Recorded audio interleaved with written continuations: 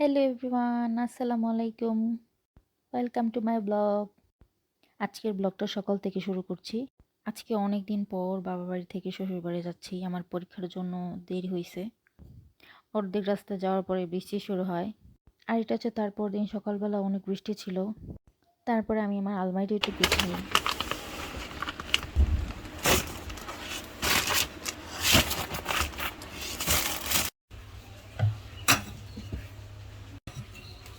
আচ্ছা,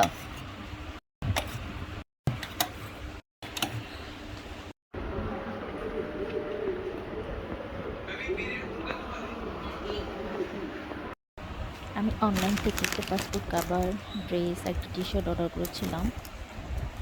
পরে এগুলো আমি ওপেন করে দেখতেছিলাম যে কীরকম হয়েছে।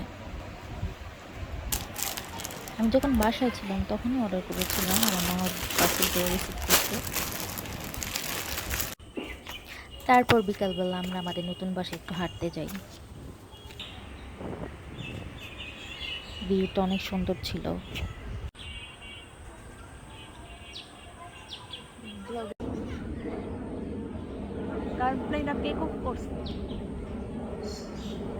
তুমি বুঝাইতেছো মানে প্রিয় মানুষ সব চলে যেতেছে আর কি। এর জন্য স্যাডনেস হবে। Tata, bye bye.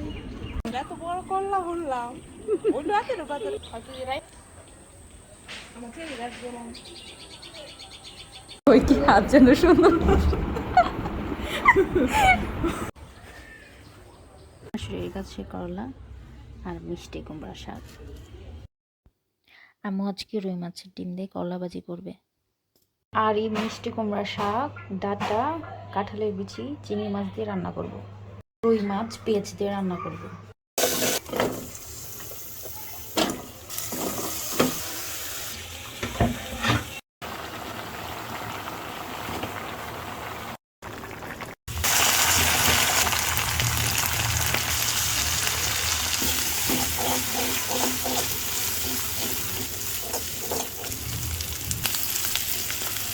খানা দেন।